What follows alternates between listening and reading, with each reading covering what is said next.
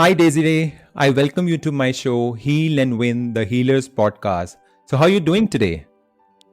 Amit, I'm very happy today to be on your podcast. I feel it's a privilege to be asked by someone so young and dynamic to be part of their show. So, thank you very much. Pleasure is mine, Desiree. So, Desiree, as we begin, I would like to say that healing comes when we move away from the darkness and walk towards the light, right? So, how this journey has been for you from darkness to light? How come you are able to bring such strength and positivity in your life? So, let me tell you. So, this period of darkness was so I would say technically it started around 30 years back. Okay. But when I look back, actually, it had been creeping in on me much before that. It's just that I didn't recognize it because, the outside situation in my life was fine. I was married and we had a good relationship. I wanted two children. I had two children. I had a job. So, on the face of it, everything seemed fine. The only voice of concern that I used to hear was my mother's when she used to keep telling me कि आजकल तुम हंसती नहीं हो, तुमको मुस्कुराते देख के पता नहीं कितने दिन हो गए. And I somehow never took it seriously because I felt I was happy. Okay.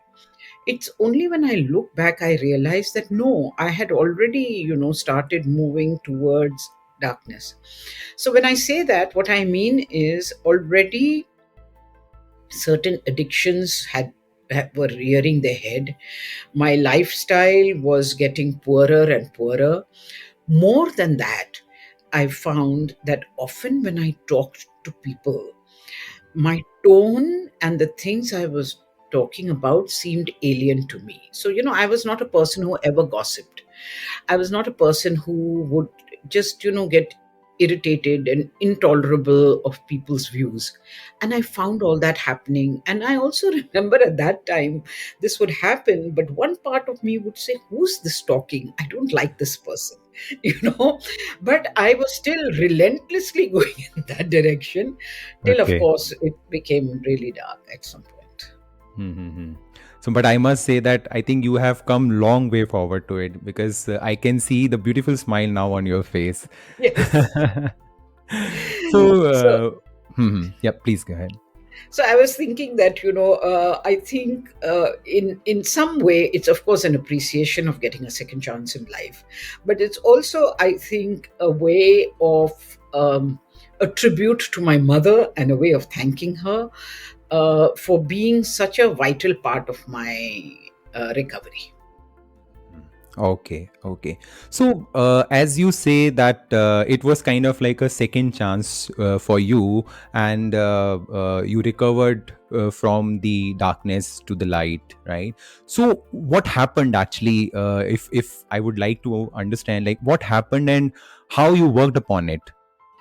So I'll tell you this very briefly. So, what happened as such on the face of it was that I got very addicted to alcohol and I became what you would call a classic alcoholic. Okay. My timing was terrible because both Okay. my children were very, very young. My younger one was barely 6 months old. Okay. When the slide started, as I told you, all the red flags were there earlier, except that I was not paying attention to them. And also because, during both the pregnancies, I neither smoked nor drank. So I was already a smoker also for over 20 years. Okay. So, because at that time I didn't do it, I thought I had the willpower and, whenever I want, I can stop kind of thing, which was not true. I didn't do it because I wanted the children very badly and I wanted healthy children. So, at that point of my life, it became mind over matter. But once the children were born, then the let's say then the demons of the mind took over. It was Oh. almost like they were saying, we waited so long, we gave you what you wanted, now it's our turn. So yes, so on the face of it, of course, as I said that in my case it was alcohol addiction and of course smoking, which I stopped 6 months after I stopped alcohol. But what I think is very important to know is that when our life is coming apart, when we are sort of going off balance and, off center, whatever is the weakest link in our life, that is what will give, that will break. So it could be health, it could be relationships, it could be work. In my case, there was a tendency to addiction, so that's what happened. So Okay. basically, my life came apart. Oh, okay, okay. So now, considering that situation, so when was this phase for you that you recognize that there is actually a problem, and that requires an action from your side so that you can heal yourself? So I think in that, Amit, I was very, very fortunate because um, usually the problem with an addict is getting them to admit they have a problem. Today, when people come to me and ask me, will you help someone? I say, yes, but do they want to help? Are they saying they have a problem? They say, no, no, they are saying they. I said, then I cannot help if they are not, admitting the problem. So I, I recognized my problem and I shared it with my husband that, there is a problem here. We need to get it attended to. He actually felt that I would be able to beat it on my own. I mean, he understood there's a problem, but I think he didn't realize how that it was bigger than me. Because he kept saying, "No, don't worry. I know you're strong. You'll be able to do it." And I kept saying, "I don't think I'm that strong." And then so I definitely had recognized it, but the turning point came when one day I had had so much to drink in the daytime that when I went for my shower, I passed out in the toilet. And so therefore I said I was a classic alcoholic. They had to break open the door and take me out. And then when I came around, my mother was there and she told me that what happened. And my husband used to work quite far, so I just called him and I said, I'm not waiting for you. I'm getting myself admitted to hospital, and you come straight to hospital. Okay. So that was like, now there's no arguing with it. It's really that serious. So I got admitted in hospital. I did start recovering. Unfortunately, the therapist I had, the clinical psychologist I had, not the clinical psychologist, the psychiatrist I had, was really not very good. And she didn't advise us properly what to do step by step. Like, for example, I should not, after I felt better, I should have not come home. I should have gone to my mom's place or something till I got stronger. But because she didn't, I fell apart again.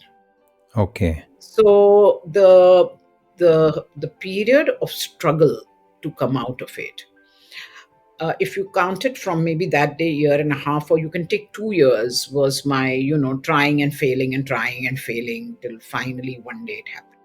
Okay. Okay. That's good to hear that. So, like, we all know that we all go through like various kinds of emotions and thoughts. So, in as per you, like how our emotions and thoughts affect our energies, like it happened in your case as well. So, how we can fix it to it for our benefit then? Okay, so here's what I feel, and I'm saying this to you now. Okay, it's not like I knew it then. Okay, but the more I have worked with this, and incidentally, after I recovered from alcohol, I went back to college and I learned personal counseling, and therefore I do counseling now. And I also learned a tapping technique called EFT, so I include that in my counseling. But I do a lot of counseling for cancer patients where I use a lot of the tapping technique. Okay, so what I've realized is that if we can understand first what type we are, so in that I find the Ayurvedic classification very useful, of Sattvic, Rajasic, Tamasic. Okay, thumbs up. Yeah. Okay, so I find that if we understand that we are like, some people when they're not feeling good will become very lethargic. They'll procrastinate, they'll feel they're going into a depression, so it's a dip. you know so if we understand ki my nature tends towards tamas when things are not in balance.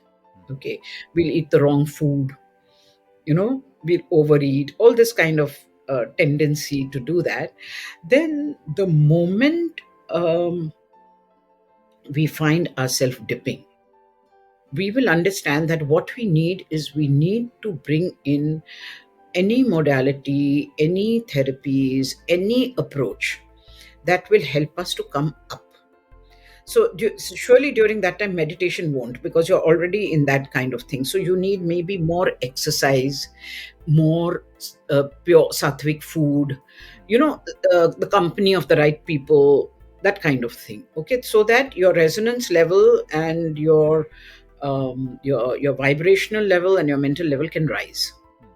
And if we feel, let us say that we are rajasic, more inclined to activity and worry and that kind of thing, then when we see ourselves going out of balance, then we can try more calming activities, like maybe swims and massages and meditations and music and that kind of, which would, so I would tell a tamasic person that perhaps put on music that can help you to dance. I would tell a rajasic person, put on music that can help you to meditate or calm down, and if we are tending to be more, even sattvic can be dangerous, because then what happens is we think, oh, I'll just get more spiritual, main bhajan karungi, path karungi, I'll chant. But then that is their back door, the back alley from which they escape looking at things. And so that becomes, so then to understand that no, it's better to get more real, maybe you start fixing things, like organize your cupboards, maybe you learn to cook something new, or learn a new exercise, or something, so that you can come into balance. So I think if we can recognize which type we are, that can, so whichever type, even if you don't give it these titles, if we understand that we tend to go down, we should do something to come up. If we understand that we tend to have too much movement, like too many tasks, people who suddenly, when they have problems, will just focus on microtasking and get OCD, then we need to look at the bigger picture and calm down. And if we tend to escape through so-called spirituality, we need to come more into reality. Reality, yeah, very true, very true. So probably in that case, as we are discussing about the part which helps in transforming like what we are going through, so what are the specific techniques that you use in your counseling and your therapy then? So so first, let me tell you that that for what we were talking about, basically what we are doing is working on coming back into two things: balance and flow. When we have balance and flow, we feel good, we are in well-being, because when you have balance and flow, even if you have a lot of challenges, you feel fine and you can cope with it. It's only when balance and flow go. Okay, so when I'm personally counseling, of course we tailor make, find out what it is and try to balance it for them. But the things that helped me, which is what I've also written about in my book, I had a book which got published in June this year, called In High Spirits, and which I have written at length, okay, because these were the ones that helped me to come out of my addiction. Unfortunately for me, the way AA, Alcoholics Anonymous, was introduced to me was wrong by my psychiatrist. So I just prayed for another way out. And in whatever way, these are the practices that came to me. They were practices of metta, okay, which is the Hindi word is Maitri, or loving kindness, which is first learning to offer some kind of love and acceptance to yourself, okay, and then to others. And I used to do this as meditations, and I also used to do it as a daily practice. And I did it for a long time, because these kind of practices, it's not about offering love to others, it's about cleansing the dvesh and the klesh, the conflicts and the aversion which is within us. That is what causes the problem. So how do we clear it? So these act like alum, fitkari. When you put it in water that is not pure, it takes the impurities and sinks down, and then it leaves clear water, and then we can remove the impurities. So I did this kind of practice very intensely. I did the forgiveness practices in a Okay. very systematic way. And there is a whole system to it. I did those very intensively. And when I found those working and clearing and clarifying, then I could bring in the more joyful practices of mudita, which is feeling joy for others, and celebration and happiness. So all these practices, okay. So I would suggest to anyone, whether you do these practices or you do whatever resonates with you. The thing is, if it seems right, and it is right, just trust your instinct. Do them sincerely and do them True. intensely, and do them till you see the change. So I want to give you an example. So I had used a lot of acupuncture. I had gone for it for about a year to help Okay. me to help the physical aspect of it, to reduce the craving and all. So a year. So when people would ask me, and I'd say, okay, acupuncture. Now, when you go to an acupuncturist, he will tell you, okay, do about 20 sittings, you'll be fine. Naturally, if he tells you you have to come for 50 sittings, you won't go, or even 40, you won't go. So he has to give you a realistic figure, right? So you go, and in 20 sittings, it's not all right, because he's only helping you to help yourself, right? So people would come and tell me, but it never happened. I said, yes, but if it is the right thing and you're feeling better, carry on, because it is the right thing. And how deep are your addictions, or how big is your problem? That accordingly it will take. Some people need only 3 chemotherapies in cancer. I have a friend who needed 54. So Okay. there is no parallel. तुम्हारा problem कितना है, कितना deep है, उस हिसाब से उतना समय लगेगा ना. So this, I think, is very important. Do it till you see the change. Okay, very true, very true. And अभी आपने एक बहुत अच्छी बात बोली, द्वेष एंड क्लेश, I think Yeah. The main cause for any kind of problem. और Yeah. आई फील कि एक सबसे बड़ा एडिक्शन है जो like we stick to that is anger. So, Oh. in your Big view, one. how one can deal with that kind of emotion and switch to the emotion of love and peace so that it can't dominate us? So I'm going to tell you something very interesting. I have a very good friend. So I've done several Vipassana meditations, okay, the Okay. retreats. And she has done many, many more than me. And she told me that in her third or fourth retreat, these are 10-day retreats, she realized that she was addicted to anger. And she explained to me the mechanism so well that it has really helped me in my life. So she said, that just like alcohol, any substance, okay, drugs, alcohol, anything, sugar, any substance, gives you a kind of a chemical, it's a chemical craving, it's a craving that comes up. It says, have it, have it, have it, even tea. Okay. And then when you have it, it calms down for a period of time. Okay. So like even tea, when people who crave tea, who are addicted to tea, when they have it, they become okay for some time. And then again, after some time, 2 hours, 3 hours, 4 hours, the craving starts again. I want it, I want it, I want it. So she told me anger is no different. She says when that thing comes up for anger, when the anger comes and says, I need that chemical hit, lose your temper. Lose your temper now. Like, something says, pick up that cigarette now. Okay. So she explained to me how she would be in her office, or she would be at home, and everything would be fine. And, she would be talking to people, or they would be sitting on the dining table at home, the family, and this craving would come.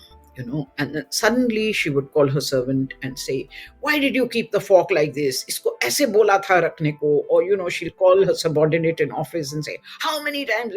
And suddenly the whole atmosphere, which was peaceful, would get vitiated. Okay. And when she explained this to me, she did it so well that, when this thing comes, look within your body and see where that thing is happening from. And observe that after you lose your temper, do you feel, that feels good? Then you're addicted and you need to watch out. Right. Right. So if otherwise, it's just that, sometimes there are provocations. So let's put it this way. If there's a provocation which is justifiable and you lose your temper, even though you may feel later, I could have handled that better. It's a provocation. But if you are constantly triggered, it's like you're walking with all your nerves exposed, and anyone who touches that wire sets off a fuse. Then you know you have a serious problem. Right. So how one can deal with that to and switch over to the emotion of I would say like love and peace. Okay, let's not first try. Let's not be too ambitious with love and peace. So I think all those things we were told when we were young: go wash your face, count to 10, leave the room. So I would say so the way I look at it, I'll tell you, is this. So there is a cause, the trigger, and there's an effect, which is losing the temper, anger, right? So what we need to create is the pause. So then there is cause, pause, and effect. Now, what pause, each one can decide for themselves. Some people just prefer to leave the room. For some people, just drinking a glass of water, taking a few deep breaths can do the trick, because the moment you take a deep breath, you have already reduced the intensity. You cannot breathe deeply and have that same intensity, Yeah, that correct. tightness in the stomach and all that, and that Yep. clenching of your hands or teeth or whatever it is. So, whatever works for whoever. Okay, like someone told me that even though it may look a little rude, he picks up his phone and he just looks at messages, even though he knows there are none. Okay, because that gives him that pause. Okay. So there's another person who told me that if he's sitting in a meeting and he feels this happening, he makes some excuse and just stands up, even if, like he says, once it was very interesting that he dropped his pen just to say, oh, I've dropped my pen, so he could stand up, bend down, pick up the pen, so he would get the pause. So whatever it is that gives the pause, so after the pause, even if you lose your temper, it will not be as intense, and over time we will be able to reduce that intensity. And then this cause, pause, then it's not effect, because that effect goes, then there's impact, because then we can use that energy of anger. See, anger has an energy which can be positive. We know that from Correct. Mahatma Gandhi, right? Yep. He Yep. used it like that, right? True. True. So even Mr. J.R.D. Tata used to use it like that, but he had such a dignified way, because he was the chairman of Air India when I was flying, and I had the privilege Okay. of flying him several times.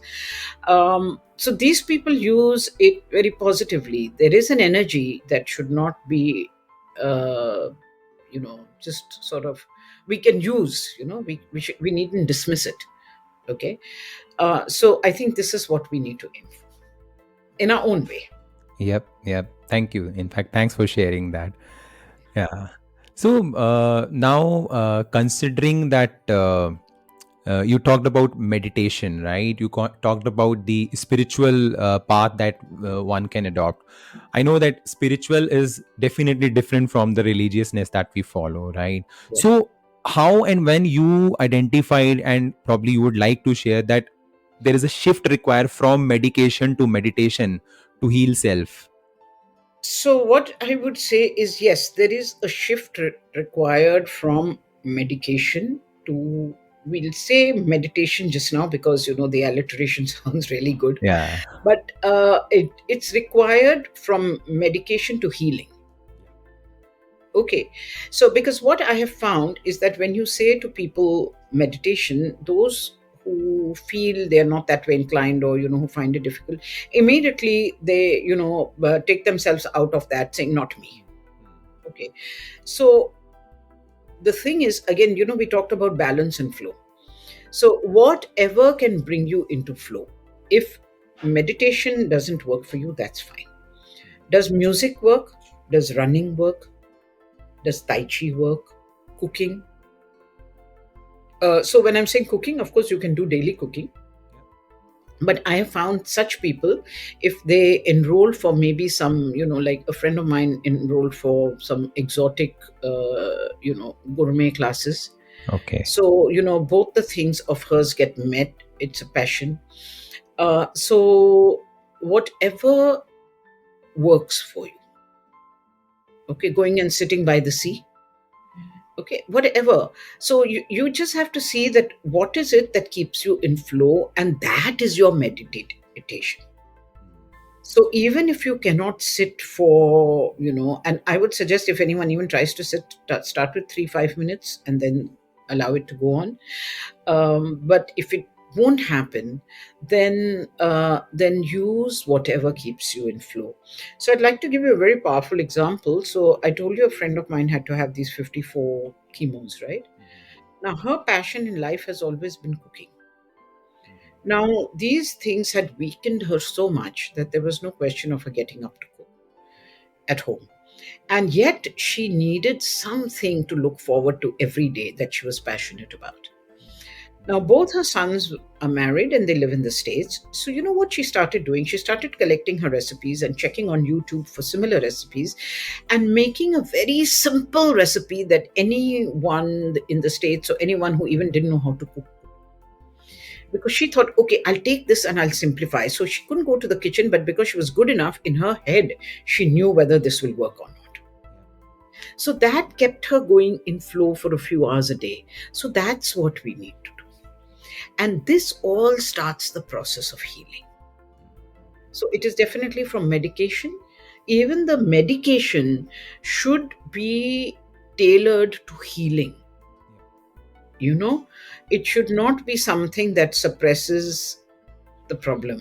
Slowly, we need to find the kind of medication that will bring it out or resolve it or dissolve it, whichever. Yeah, yeah, that's right. That's right. So, probably then in such case, like what are the three, or probably what are the key takeaways or values that you believe are essential for anyone that you would like to emphasize upon? So these three that I'm saying, I am saying this after looking back on my life, because when I look back and say, how did I succeed? Because my confidence levels at that time were less than zero. Okay. Especially when this failing used to happen constantly. Like, I remember the one time the maximum I was able to keep away from alcohol was 4 months, but the Okay. minimum was less than an hour. It could be even 20 minutes. Okay. So this constant failing was just destroyed my confidence completely. So, and because I had two small children, I would look at them and say, I cannot afford to give up. Okay, I cannot afford to give up. So, what I have realized, if I were to summarize it for you in a nutshell, is one is that believe that there is some strength in you, even if you can't see it. The fact that you're even trying to do it comes from some sort of a intention. No, just the fact that even we try to be better versions of ourselves in any sphere comes from a goodness we hold. So I would say that believe in that your essential goodness and your essential ability, even if you can't see it. Okay, because it is there. That's what is making you think like this, that I want to improve. Yep. Okay, that's one. The second one, I already told you, that when you find what you feel works for you, test things, but don't also chop and change too often. Give everything a fair chance, but use it till, or do it till you see the change. For many years now, I've been trying to bring my weight down below X. Okay. And it was not going, but I just feel that whatever I was doing was correct, which is watching my diet and doing whatever, some kind of walking and all. So I felt the formula is right. If it's not working with me, there's something in me that's lethargic, in the body. It's taking longer. Okay. Maybe it's how my digestion is or my muscles are. I don't know. So if the formula is right, I must keep trying. And this has been a few years. And it's only now, after those 3 or 4 years, that I am seeing that change happening. So I'm saying that please work at it till you see the change. And the third is that with whatever change is happening, take inspiration and energy from that to take the next step. Because sometimes what happens is we are doing very well and then suddenly we feel, oh, I'm slipping again and failing again.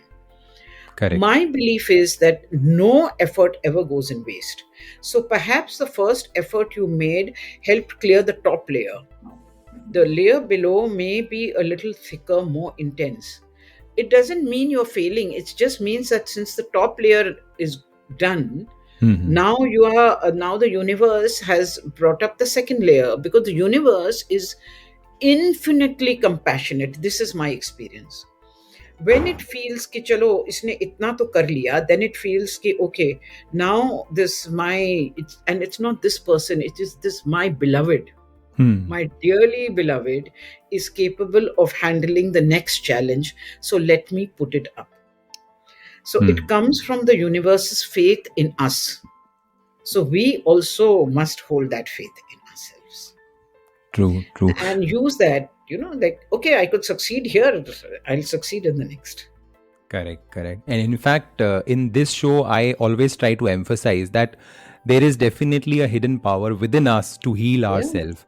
So you put it like very nicely that how we can heal ourselves, recognizing those magical powers within us. So yeah, thank you, Yeah, thank you so and much. it's very sad, Amit, that it gets hidden, because I don't think it started Yes. hidden. you know so it's the I think it it's got. the circumstances that make you feel that I mean those powers can't do anything, but definitely those are there, and because we are not focusing on those powers, we are focusing out in the outer world. And we are not interpreting them correctly, like, Yes. yesterday, Mm-hmm. I was looking at this 9-month-old child Mm-hmm. who was so active that even if Hmm. he was on his back, he would keep hitting his Yep. legs and arms and, Yep. laughing away. And I thought, see, this child knows how to use his energy, because he still can't walk. True. Okay. So True. now, if to use the energy, he has to keep moving his limbs, and that's how the limbs will get strengthened, also. Right. Yes. Okay. Yeah. Now, the same child, when he grows up a little more, and let's say he comes 3 or 4 years old, if he is being this active, because now he can run and walk, right? Now, if he's using those limbs correctly, okay, and he's running and walking, now they are being labeled ADHD and hyperactive, and Yeah. it is Right. discouraged. Okay, so what Discouraged. I'm saying is, where there was a natural knowledge of Yeah. how I need to use my energy, Hmm. we divert it into the wrong places, Correct. and it is so sad. No, I It can agree. make me cry. Yeah, It's yeah, that sad. yeah. I also feel that way. In fact, I've seen so many times because sometimes it happens at my home also. So then I say to my wife that I think it's important that to just let them be. That's it. Yeah. Yeah. Yeah. Right, right. Desiree, I think we are almost on the end of the discussion, but there is one very, very important aspect would like to understand that coming out of addiction seems quite challenging anyways at times, right? But how to kickstart it so that one can stick to the changes that are required? So, one I would say is that if you can get the understanding and support of the family, Mhm. all right. Very true. So, I was very fortunate in that. Mhm. However, if you can't get it, because see, if in your messiness you have been obnoxious, Mhm. people are also very helpless and very angry as well, Mhm. Mhm. So you may not get, but if you don't get, it should not be a reason to not try. Mhm. So if you can get it within the family, great. If you can't get it, or additionally also, if you can get it from any other support group. Mhm. So although I did not use AA, I have been with people after that to AAs. Mhm. And I have been to several. So, like, for example, in Bombay, I know one or two which I would recommend, saying, these are decent ones. And especially often it happens, for people who are educated and all, because when you go to an AA meeting, it's a leveler. Okay, everyone Mhm. is equal. So you may be a PhD or you may be an auto mechanic. In terms of the addiction, you're same. Mhm. Okay. And I remember the only meeting I had gone for myself, one lady got up and she said, Mera naam Nirmala hai aur main Bevdi hu. Oh. Now she looked like a woman who, either maybe, she could be like maybe selling vada paos on the street or doing some kind of casual work and all. But Mhm. when I looked at her, I told myself, I said, that is me if I am not careful. Mhm. Okay, so it's a great leveler. Okay, the rich man who gets angry is no finer or better or more justified than that man in the jhopatpatti who drinks and comes and in his anger he hits his wife. Okay, there True. is no. It's just that one has some sophistication which is saving him. That's about all. Right. Correct. Correct. So to get support if you can, and then to be completely honest with yourself, even if you cannot be with others.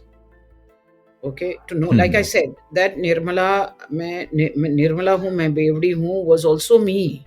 Okay, and I have to recognize that today I may not be feeling like that, but this is, I hold all the potential for that. But I also hold the potential for the person who got up in the same meeting and said, my name is Angela, and for 14 years I have not touched a drop of alcohol. Okay, so to know, to recognize that at any point we can go anyway, and then, as I said, just keep looking. Like, when I was going through acupuncture, initially I used to go every day. Okay, then it became less. Because it helped me to fight the urge, not the addiction, the urge. So whenever the urge was not there, because towards the end I only was binging for 3 days a month, and that's another story. But for the rest of the month, I was reading up and trying and finding that what should I do, what should I eat, what should I, to help. And Yeah. in those days, 27, 30 years back, there was not even that much information that there is today. Correct. Correct. Okay, certainly there was no net and all. So, so to relentlessly work at it, because our sincerity is what does the magic. Okay, so there's one Buddhist fable that comes to my mind about this forest that was on fire. Okay, the forest caught fire, and I think it was a parrot, okay, who was part of the forest, and he flew off, and he got desperate that, I have to help to put this fire off. So he kept flying to the nearest water body, and he would jump into it and then fly back and flap his wings so that that water could, fall on the fire. And all the others, looking at him, kept saying, how foolish are you, because your wings are getting singed, and you really think that this flapping and whatever you bring in your beak or whatever will put off the fire. But the parrot was so determined. Okay, he kept doing it. And the gods who were looking on were so moved by his effort that they started crying, and they cried rivers that put off the fire. Oh, so beautiful. I am saying that it's our effort that brings in that plus, what we call grace. So what happened with the parrot was the grace. Yeah. So to invoke grace, we need to be sincere, no? मतलब दो कदम उठा के हम रुक जाते हैं कि नहीं, कहा था आप एक कदम उठाओगे तो वो 100 कदम उठाएगा, तो वो तो उठा ही नहीं रहा. कैसे मालूम तुमको कि ये कितने कदम का फासला है? True. हजारों कदम का फासला है, तो वो उठा रहा है, पर इतनी दूर है कि तुम देख नहीं पा रहे. हम नहीं देख पा रहे. Exactly. हाँ, तो तुम उठाओ ना अपना. Very true. Very true. And I think आपने अपनी book में भी I think इसको beautifully लिखा है, I think. So just for the benefit of listeners, so Daisy Ray has written a book called In High Spirits. So, and in fact, I can always see that she is always in high spirit now. So as we are discussing, so I can feel that actually. Yeah. So the book is actually, the full title is In High Spirits, From Hopelessness to Shining Self. Okay. And it is easily available on Amazon. So it would be wonderful for me if people would like to get the Kindle version or the book, and of course then post their honest reviews about it. Very true. So thank you. And I think in your book you have mentioned that you have been greatly influenced by Buddhism teachings. So probably if we would like to end the show with with some experience or the teaching that you can share with our listeners, so that some simple strategies that they can follow in their life to heal themselves. So all the practices that I did know, Amit, the metta practice, the forgiveness practice, the mudita, all these, I took the Buddhist format. See, all have, even Jainism has, all has. But I found their structured format very good. Okay. So I took the format, and which, of course, step by step, I have explained in the book. I explained how it Mhm. worked for me and my struggles with it, and so definitely, and what really worked for me. So I don't do any chanting. Okay, Mhm. what worked for me is understanding. Just, the Buddha master teacher, because he taught in point form. Hmm. That there is suffering, there is four, that what the four noble truths. There is suffering, there is a cause for the suffering, there is an end to the suffering, and there is a path to the end, because the Buddha Yeah. said, if there was no end, I would not even do anything. I would tell you, Correct. "Ki theek hai, we are all in this for suffering." What is the path? It's the eightfold path of practice, Hmm. that Hmm. ashta, this thing mark. Okay. Yeah. And how do you practice it? You need to take refuge in the three gems: the your inner wisdom, the Buddha, the Dharma, the Sangha. Your inner wisdom, the support of like-minded people, like I said, find the support. And the Buddha, the universal truths, that if you are sincere and you do something, there has to be an effect. If you sow mango seeds, you'll get mango. If you sow brinjal seeds, you'll get brinjal and not mangoes. Okay, no Yeah. matter how much you pray. Okay. So to understand that, whatever I am doing, it is the result of my choices. So there are choices and consequences, and no one is to blame. So when you ask me the three things, one is, don't blame anyone for anything. Okay, even if someone seems to have contributed, we can't clap with one hand. True. True.